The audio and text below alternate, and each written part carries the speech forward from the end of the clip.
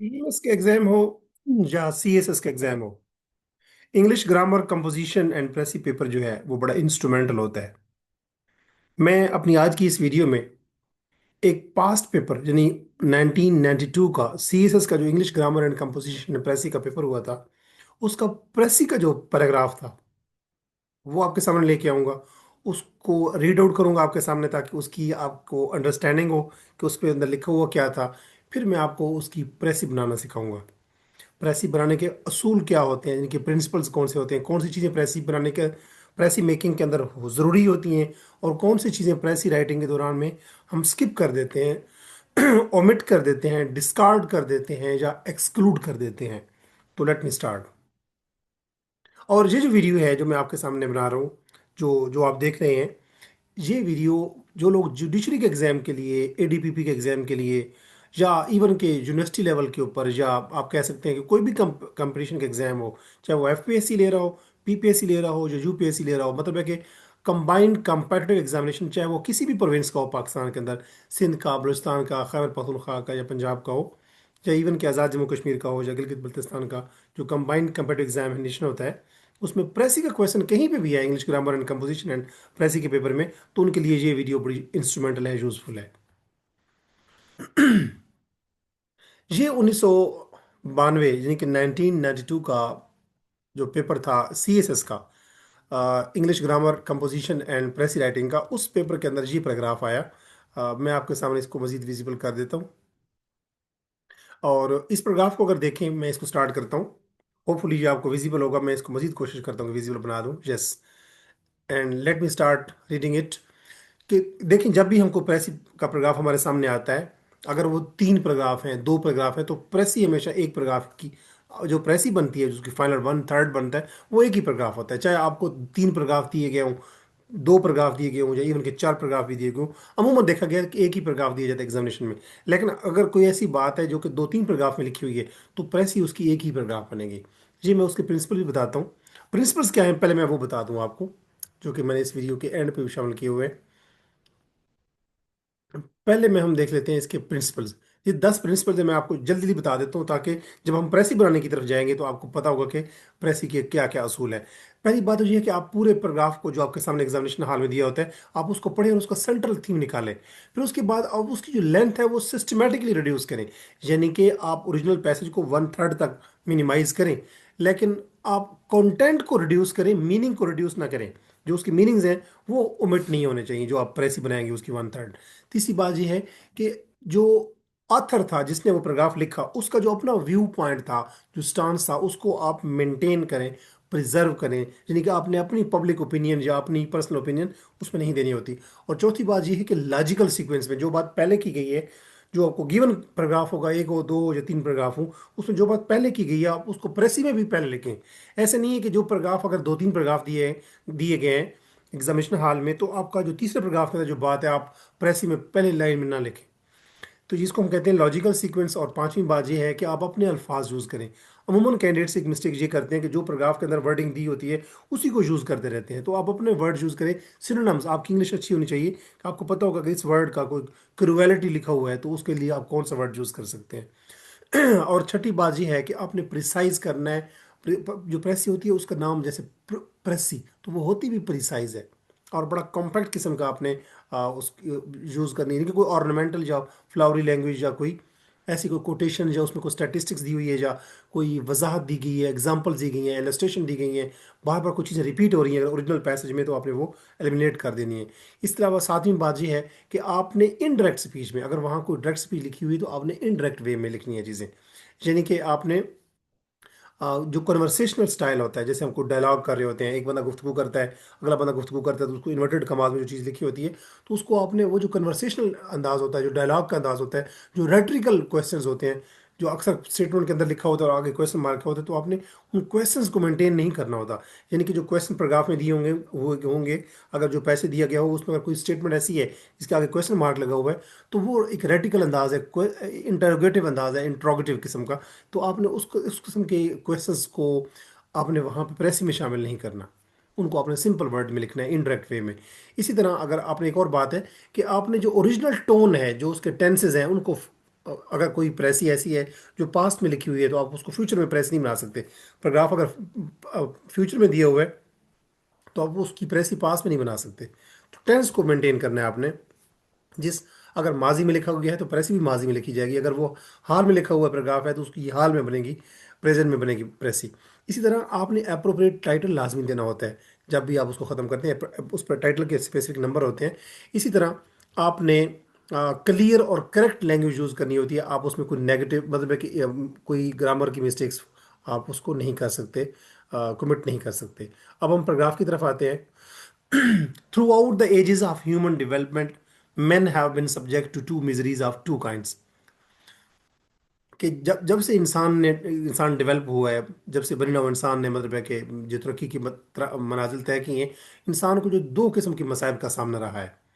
Those impose by external nature, एक तो वो थी जो कि बैरूनी जो फितरत है वो हमारे ऊपर मसाइब ढालती थी। और those that human beings misguidedly inflicted upon each other. और फिर दूसरी मसाइब ये थे जो कि इंसानों ने मिसगाइड होकर एक दूसरे के ऊपर सितम ढाए। ये दो मसाइब थे, एक एक्सटर्नल इन्वायरमेंट ने, एक्सटर्नल नेचर ने, और दूसरा इंसानों ने इंसानों के ऊपर जो मसाइब ढाए। ये दो किस्म की ईवल्स का इंसान को सामना रहा है, बने नौ इंसान को। At first by far the worst evils were those that were due to the environment. पहली बात तो यह है कि बहुत सारा मसाइब वो थे जो कि माहौल की वजह से थे। Man was a rare species, आदमी जो था वो बड़ा नायाब था। बहुत कम थे लोग इस धरती के ऊपर, इस प्लेनेट अर्थ के ऊपर। हु सर्वाइवल वाज प्रिकेरियस, और उसकी जो सर्वाइवल थी, जो बका थी, वो बड़ी खतरे में थी क्योंकि वो कम थे। Without the agility of the monkey, ये जो बंदर होता है उसकी फुर्ती के बगैर, जैसे बंदर जैसी फुर्ती के बगैर, विदाउट एनी कोटिंग ऑफ फर, इंसान के ऊपर चूंकि फर भी नहीं होती थी, जैसे जैसे कुछ जानवरों के ऊपर होती है, जैसे मैमल्स होते हैं, तो कोई कोटिंग इंसान के ऊपर नहीं होती थी फर की, या कोई ऐसे हेयर नहीं होते थे जिससे इंसान अपने आप को महफूज कर सके ठंडी ठंडक से, सर्दी से।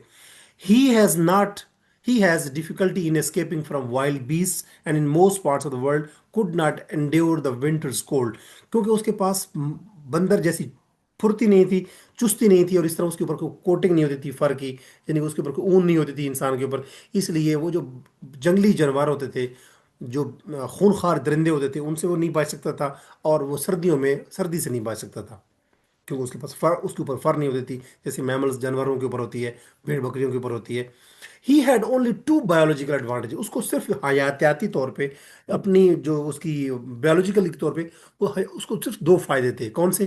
The upright posture free his hand, क्योंकि इंसान सीधा खड़ा होता है, बाकी जानवर तो आपको पता है चार टांगों वाले जो जानवर होते हैं वो तो झुके हुए होते हैं, तो इंसान चूंकि अपराइट स्ट्रेचर में था, तो इसके जो दोनों हाथ थे ये फ्री हैं, इससे वो बहुत सारे काम कर सकता है। इससे उसके हाथ आज़ाद हो जाते, आज़ाद हो गए, जैसे वो अपराइट स्ट्रक्चर में खड़ा हुआ। दूसरी बात यह है कि एंड इंटेलिजेंस, दूसरी बात यह है कि उसको एक और फायदा ये था कि इंटेलिजेंस उसके पास थी, enabled him to transmit experience. अब उसके पास जहानत थी तो उसने अपने तजर्बे को आगे बाकी लोगों तक पहुंचाना, काम शुरू कर दिया। तो एक ये था कि उसका अपराइट स्ट्रक्चर था, बाकी जानवरों का आपको पता है झुका हुआ होता है। जो पोस्टर है इंसान का अपराइट पोस्टर था, तो उसके हाथ दोनों आज़ाद हो गए, उसने उससे काम करना शुरू कर लिया, हाथों से काम लेना शुरू कर दिया। और दूसरा ये है कि वो आदमी जो है उसको जो लोग हैं उसको, उसके पास इंटेलिजेंस थी जिससे उसने अपने तजर्बे को दूसरे लोगों को, अपनी औलाद को, आने वाली नस्लों को उनके साथ तजर्बा शेयर किया, विजडम शेयर की। अब gradually these two advantages gave him supremacy, Aahista Aahista ये दोनों फायदे उसको मिले, जो कि उसकी अपराइट पोजीशन है और उसके हाथ दोनों खाली थे, फ्री हो गए। और दूसरा ये है कि उसका जो इंटेलिजेंस की वजह से वो अपने एक्सपीरियंस को आगे शेयर करता रहा, इससे आहिस्ता आहिस्ता उसको बढ़तरी हासिल हुई। The numbers of the human species increase beyond those of any other large mammal. जो बड़े बड़े मैमल्स थे उससे उसकी तादाद बढ़ गई इंसानों की। मैमल्स वो जानवर होते हैं जो अपने बच्चों को, मैमल्स लैटिन वर्ड होते हैं मामा, मामा से निकला है। मामा होती है कि मिल्क प्रोड्यूसिंग ब्रेस्ट, यानी कि ऐसी छाती जो मिल्क प्रोड्यूस करे। तो मैमल्स ऐसे जानवर होते हैं जो कि वर्टिब्रेट होते हैं, यानी कि उनकी फकारिया जानवर होते हैं, उनकी रीढ़ की हड्डी होती है, और वो अपने बच्चों को दूध पिलाते हैं, और उनके ऊपर अक्सर फर भी होती है, हेयर भी होती है, बाल होते हैं उनके जिस्म के ऊपर। जैसे डॉग्स हैं, काउज हैं, कैट्स हैं, इवन के लायंस हैं, इवन के वेल्स हैं, और ये सारे जानवर। तो वो कम टाइम में जल्दी जल्दी, इंसान की आबादी ज़्यादा बढ़ी बाकी मैमल्स की निस्बत। The numbers of the human species increase beyond those of any other large mammals, but nature could still assert her power by means of flood and famine and pestilence, and by exacting from the great majority of mankind incessant toil in the securing of daily bread. उसने कहा कि लेकिन जित इंसान अगरचे तादाद में बहुत जल्दी बढ़े, लेकिन जो फितरत है वो फिर भी उसके ऊपर अपनी पावर यूज कर सकती थी। जैसे फ्लड्स आते थे, आते रहे हैं, फेमाइन कहत आता रहा है, पेस्टिलेंस वबाएं आती रही हैं, जैसे एपिडेमिक्स आती रही हैं, जैसे इनके करीब अनकरीब करीब करीब माजी में नियर पास्ट में कोविड 19 भी एक किस्म की पेस्टिलेंस थी। तो यानी कि प्लेग आ जाना आप कह सकते हैं। तो जो जो नेचर की जो पावर है, वो नेचर अपनी ताकत फिर भी इंसान के ऊपर इस्तेमाल करती रही। वो फ्लड्स की शक्ल में, फेमाइन कहत की शक्ल में, और पेस्टिलेंट वबाओं की शक्ल में। और फिर इंसान को एक ऐसी मुश्किल में डाला गया, इंसान हमेशा ऐसी मुश्किल में रहा, इंसेसेंट टॉयल कहते हैं, ऐसी कोशिश में, ऐसी जान जोखों में जो कि ख़त्म ना होने वाली थी। और फिर वो अपनी जो डेली ब्रेड है, यानी कि जो अपना जो जो टेबल के ऊपर वो खाना लेके आता है अपने लाइवलीहुड के लिए, अपने खाने के लिए, उसको एक ना ख़त्म होने वाली मुश्किल से हमेशा इंसान दो चार रहा है। ये पहला पैराग्राफ था। दूसरा पैराग्राफ 1992 के जो प्रेसी का पेपर था, इंग्लिश ग्रामर एंड कंपोजिशन प्रेसी का पेपर, उसमें दूसरे पैराग्राफ ये आगे लिखा हुआ था कि in our own daily in our own in our own daily day our bondage to external nature is fast diminishing. वो कहता है कि आज हमारा अपना जो दिन है, इसमें हमारी जो बॉन्डेज है, बॉन्डेज कहते हैं इंस्लेवमेंट, यानी कि जो हम गुलाम किस्म के होते हैं, गुलामान मतलब स्लेवरी जिसे हम कह सकते हैं। इन आवर ओन डे कि आज अगर आज की अगर हम बात करें तो हमारी जो बॉन्डेज है, यानी आवर टू एक्सटर्नल नेचर की जो बैरूनी फितरत है, उसके जो हम वो हमारे ऊपर एक हाकिम थी और हम उसके गुलाम थे, ये फास्ट डिमिनिशिंग, ये कम हो रही है अब। यानी कि अब हमारे ऊपर फितरत उतनी पावरफुल नहीं रही जितनी पहले हुआ करती थी। As a result the growth of as a result of the growth of scientific intelligence, ये जो आर्टिफिशियल इंटेलिजेंस है और साइंस की वजह से जो इंटेलिजेंस ग्रो हो रही है, उससे जो नेचर की जो एक्सटर्नल पावर थी वो हमारे ऊपर अब ऐसा ऐसा कम हो रही है। फेमाइंस एंड पेस्टिलेंस स्टिल अकर, अगर अभी भी कहत पाते हैं और वबाएं आती हैं, बट वी नो बेटर, लेकिन अब हम जानते बेहतर हैं, नॉलेज बढ़ गया है हमारा। ईयर बाय ईयर, हर साल, what should be done to prevent them, अब हमें पता है, हर साल साल हर साल हमारा इल्म बढ़ रहा है, नॉलेज बढ़ रहा है कि हमें क्या करना चाहिए।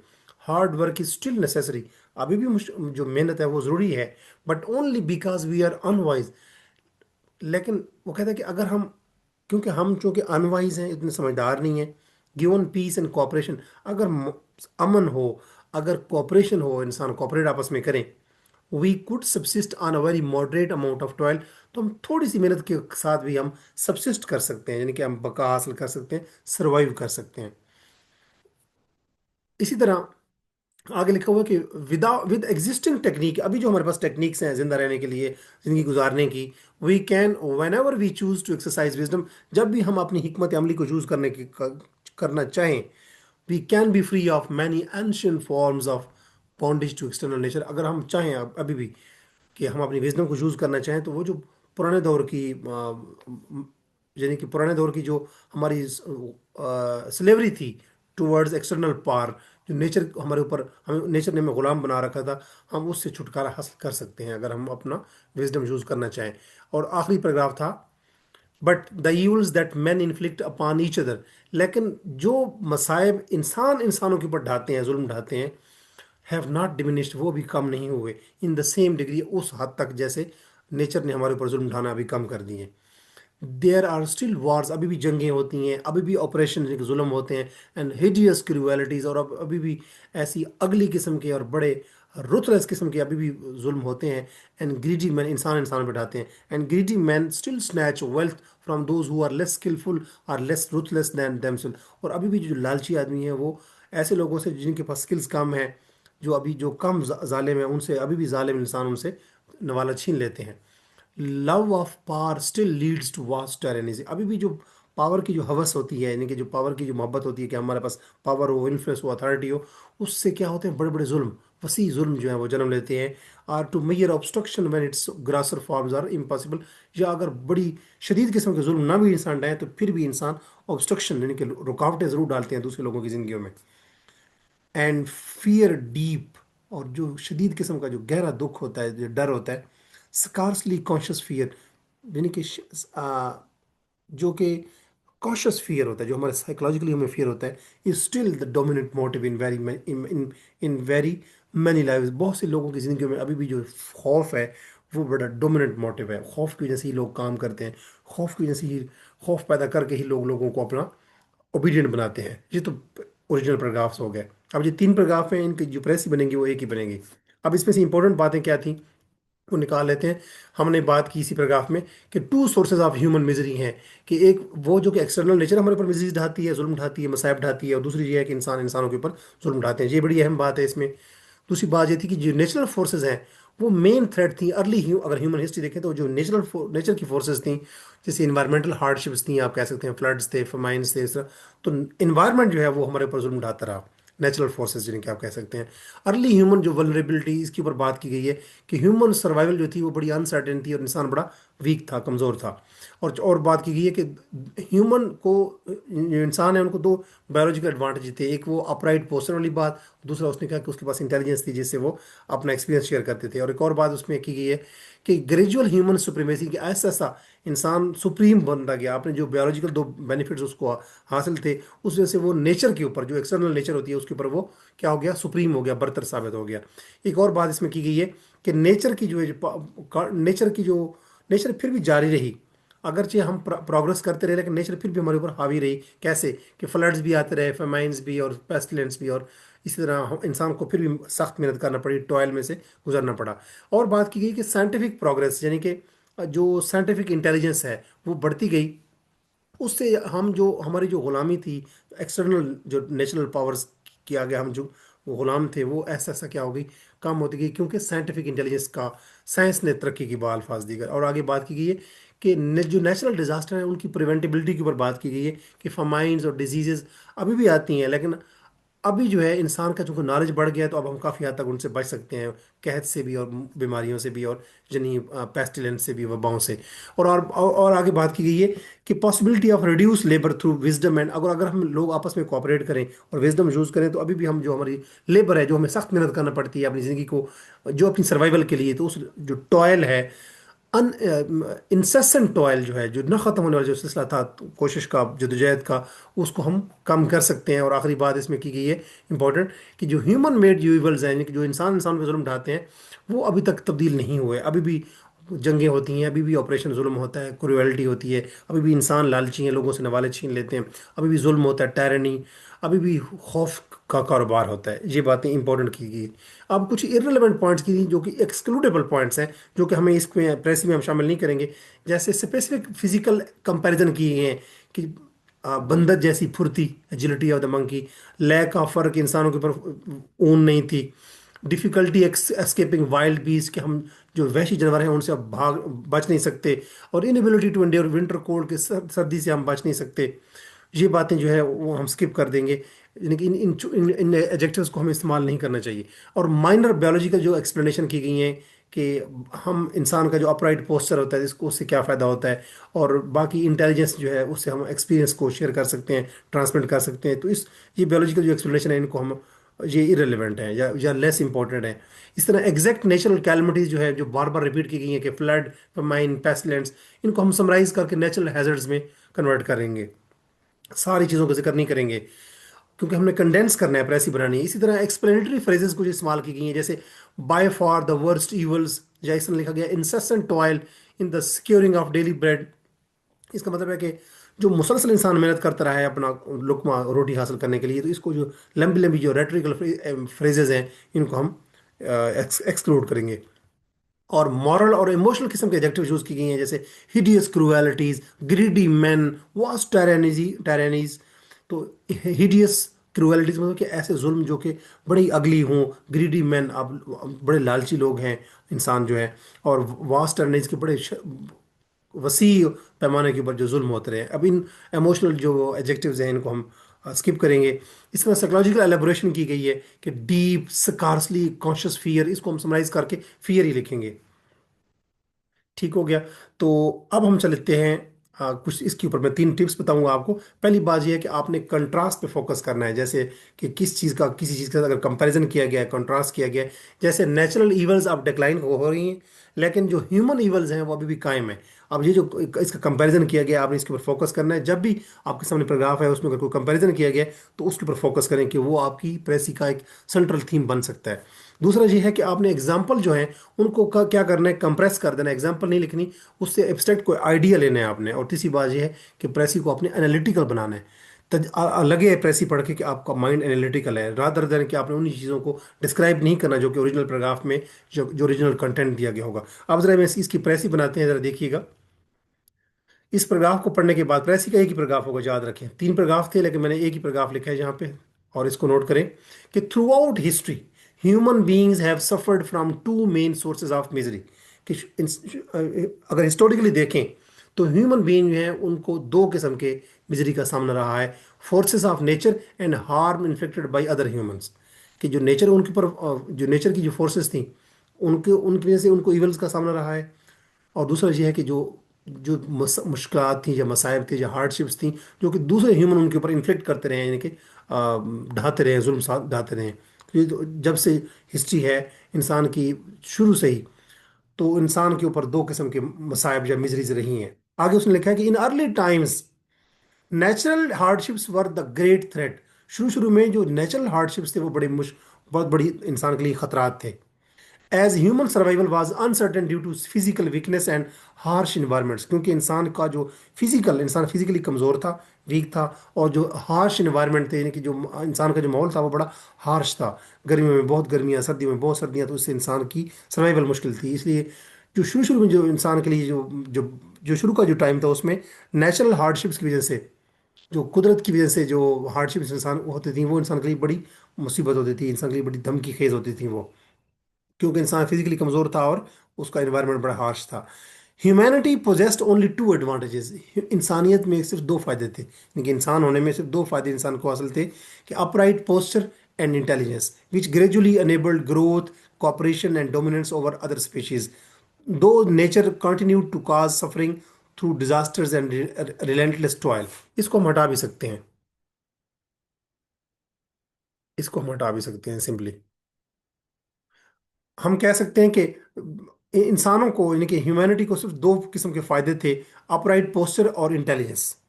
इन द मॉडर्न एज को, आज की जो जदीद दौर है, साइंटिफिक प्रोग्रेस है significantly reduce dependence on external nature.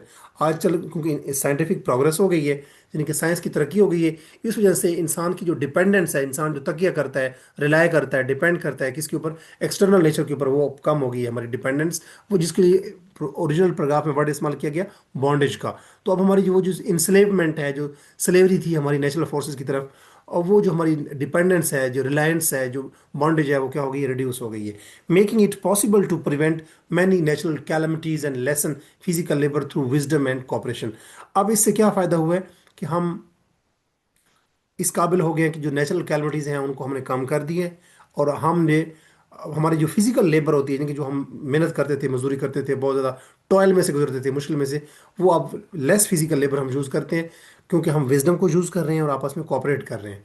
जो काम लोग पहले अकेले अकेले करते थे, अब हम कॉपरेशन के साथ, टीम वर्क के साथ और विजडम यूज़ करके कि इस काम को कैसे करना है स्मार्टली, उससे हमारी जो फिजिकल लेबर है वो अब कम हो गई है।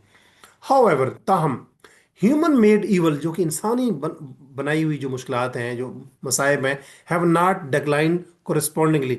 इसी तरह जैसे जो नेचुरल फोर्सेस के जो जुल्म थे, जो नेचुरल कैलमिटीज थी, वो तो कम हो गई हैं, लेकिन अगर उसी तरह का देखा जाए जो दूसरे मसाइब थे, कि इंसान इंसानों पे मसाइब ढा रहे थे, वो उसी मुताबिकत के साथ, उतने उस दर्जे के साथ उतने कम नहीं हुए जो इंसान इंसानों पे मजालिम ढाते थे। Wars, cooperation, cruelty, greed, tyranny and fear still dominate human life.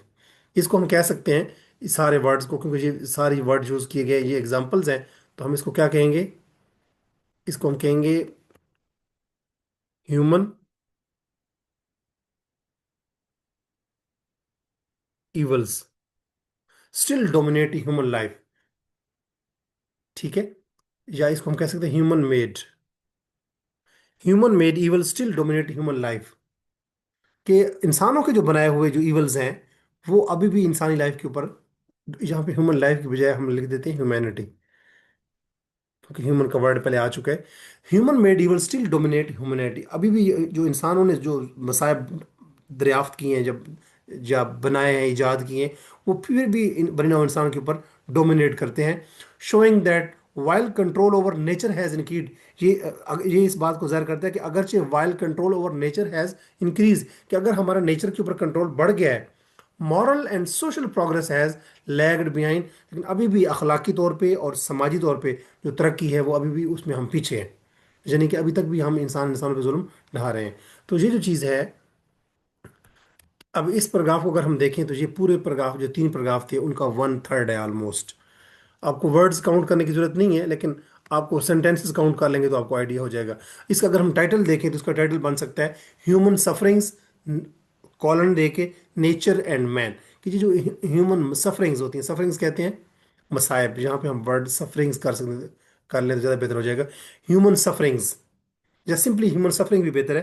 Human sufferings कर लें या सफरिंग, ह्यूमन सफरिंग यानी कि इंसान की जो मुश्किलात हैं, आगे कॉलन दे के नेचर एंड मैन, के नेचर की वजह से भी इंसान, जैसे फ्लड्स हैं, फेमाइंस हैं और पेस्टिलेंस है और इस तरह की जो बाकी डिजीजेज हैं, नेचुरल कैलमिटीज़ हैं, वो भी आती रही हैं। इसी तरह इंसान इंसानों पे भी जुल्म ढाता रहा है। तो दो किस्म की यहाँ पे ईवल्स का जिक्र है, कि जो इंसान इंसानों पे, मैन मेड ईवल्स, और दूसरा नेचुरल कैलमिटीज़।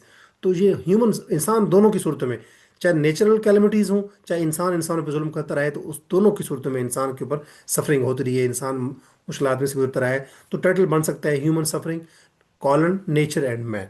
तो होपफुली आपको समझ आ गई होगी कि हमने प्रेसी बनाने के लिए सबसे पहले हम जो गिवन पैराग्राफ होता है उसको हम तवज्जो से पढ़ते हैं। मैंने तो जहाँ पे वन टाइम रीड किया, आप कोशिश करें उसको two time, three time read करें, एटलीस्ट थ्री टाइम रीड करें। जब रीड कर लेंगे तो उसका सेंट्रल थीम निकालें, जो उसमें से एग्जांपल्स हैं वो ओमिट कर दें। एग्जांपल्स को लिए एक जनरल वर्ड यूज़ करें, जैसे हमने नेचुरल कैलमिटीज़ का वर्ड यूज़ किया प्रेसी में। मैं दोबारा भी दिखा देता हूँ आपको। हमारी प्रेसी के अंदर हमने जो वर्ड यूज़ किया, नेचुरल कैलमिटीज़, यहाँ नेचुरल हार्डशिप्स का वर्ड भी यूज़ किया हमने, नेचुरल कैलमिटीज़ का वर्ड भी हमने यूज़ किया। और अगर हम देखें तो जो हमारे प्रेसी के अंदर जो जो जो गिवन पैराग्राफ थे, उसमें जो इम्पोर्टेंट मैसेज था, जो थीम था, वो हमने लिखा, जो वो हमने यहाँ पे प्रेसी में लाजमी मेंशन करना होता है। जैसे इंसान को शुरू से ही दो किस्म के मिजरी के दो सोर्सेज थे इंसान के लिए, यानी कि परेशानी के, मसाइब के दो सोर्सेज थे, कि एक फोर्सेस ऑफ नेचर और दूसरा जो है इंसान पे जो जुल्म इन्फ्लिक्ट करते थे। अब इस बात का हमने जिक्र किया। एक और इम्पोर्टेंट बात ये थी कि साइंटिफिक प्रोग्रेस के साथ जो नेचुरल जो जुल्म थे, जो नेचुरल कैलमिटीज थी, वो तो कम हो गई हैं, लेकिन जो ह्यूमन की जो दूसरों के साथ थी, जो इंसानों के ऊपर जुल्म ढाता था, वो जो ह्यूमन मेड इवल्स थी, वो अभी तक करस्पॉन्डिंगली अभी तक रिड्यूस नहीं हुई। तो हमने मेन जो थीम है उसको मेंटेन करना होता है। हम कोशिश करते हैं कि ऐसे वर्ड्स हमें यूज़ करने चाहिए जो कि सिनोनिम्स हों, यानी कि उन मुतबादल वर्ड्स का इस्तेमाल करें। अपनी तरफ से कोई आपने पर्सनल ओपिनियन नहीं देनी होती। जो ओरिजिनल पैराग्राफ में जो आथर की दी हुई जो जो स्टांस है उसको मेंटेन करना होता है, और एग्जाम्पल को हमने ओमिट कर देना होता है, और जो रेपिटेशन होती है उसको हम ख़त्म कर देते हैं, और जो चीज़ तीन चार मरतबा लिखी गई है उसको हम एक मरतबे लिखते हैं। और ऐसी टोन, ऐसी वर्डिंग यूज़ नहीं करते जो कि बड़ी फ्लावरी हो, जो ऑर्नामेंटल हो, ऐसी नहीं, बल्कि सिंपल वर्ड में एररलेस और ग्रामेटिकल मिस्टेक से फ्री जो राइटिंग होगी, और लॉजिकल फ्लुएंस में, यानी कि लॉजिकल ऑर्डर में जो चीज़ पहले बयान की गई है पहले पैराग्राफ में, उसको पहले लिखें, जो दूसरे पैराग्राफ में लिखी गई है उसको दूसरे तीसरे सेंटेंस में, और जो आखिरी पैराग्राफ में लिखी गई है उसको आखिरी दो तीन लाइंस में लिखें। तो होपफुली आप, और दूसरी बात ये है, आखिरी बात जो सबसे अहम बात है, कि प्रेसी बनाते हुए आप कभी उसको डिस्क्रिप्टिव अंदाज में ना लिखें। डिस्क्रिप्टिव ये होता है कि जो बातें वहाँ लिखी गई हैं उनको डिस्क्राइब कर दें। नो, आपने नैरेटिव अंदाज में नहीं लिखनी होती। आपने नरेट नहीं करना होता, डिस्क्राइब नहीं करना होता, एक्सप्लेन नहीं करना होता, बल्कि आपने एनालिटिकल वे में लिखना होता है। अब इस पैराग्राफ को पढ़ने के बाद आपको आइडिया हो गया होगा कि इस प्रेसी पैराग्राफ को, कि ये एनालिसिस किया गया है पूरे उन तीन पैराग्राफ का जो दिए हुए गए थे 1992 में, जो English grammar composition and precis का पेपर हुआ था CSS का। उसकी हमने तीन जो पैराग्राफ दिए गए थे उनकी हमने प्रेसी बनाई। और पैराग्राफ अगर दिया गया हो एक, दो या तीन, प्रेसी हम एक ही पैराग्राफ में ही बनाते हैं, तीनों की कंडेंस करके लॉजिकल ऑर्डर में। तो होपफुली ये वीडियो आपके लिए यूजफुल साबित हुई होगी। मैं अपनी आने वाली वीडियो में CSS 1993, 1993 में जो CSS का पेपर हुआ, English grammar composition and प्रेसी writing का, उसका जो पैराग्राफ है उसकी प्रेसी बनाऊंगा। और मेरे इस चैनल इंग्लिश विद बिन खान के थ्रू मैं CSS और PMS के जो कंपैरेटिव एग्जाम्स होते हैं उनकी जो इंग्लिश ग्रामर है, कंपोजिशन है, प्रेसी राइटिंग है, इंग्लिश ऐसे राइटिंग है, इंग्लिश के अलावा जो बाकी पेपर्स होते हैं सीएसएस के और पीएमएस के, जो कंपैरेटिव एग्जाम्स के पेपर होते हैं, उनमें जो जीके का पेपर होता है और जो एग्जाम्स की स्ट्रेटजी होती है, कौन कौन सी बुक्स पढ़नी चाहिए आपको, एग्जामिनेशन की स्ट्रेटजीज, किन किन वेबसाइट्स को पढ़ना चाहिए, एग्जामिनेशन हॉल में आपको ने पेपर को कैसे प्रेजेंट करना होता है, इन चीज़ों के हवाले से मैं गाहे बगाए अपने YouTube channel English with Ajmal Khan के ऊपर वीडियोस अपलोड करता रहता हूँ। अगर अभी तक आपने मेरे यूट्यूब चैनल को सब्सक्राइब नहीं किया तो सब्सक्राइब कीजिए, ताकि जो कंपेटिटिव एग्जाम्स की तैयारी है उसमें मेरी वीडियोस आपके लिए यूज़फुल और मोमिन और मुमित साबित हों। अपना ख्याल रखिए। अल्लाह हाफिज़।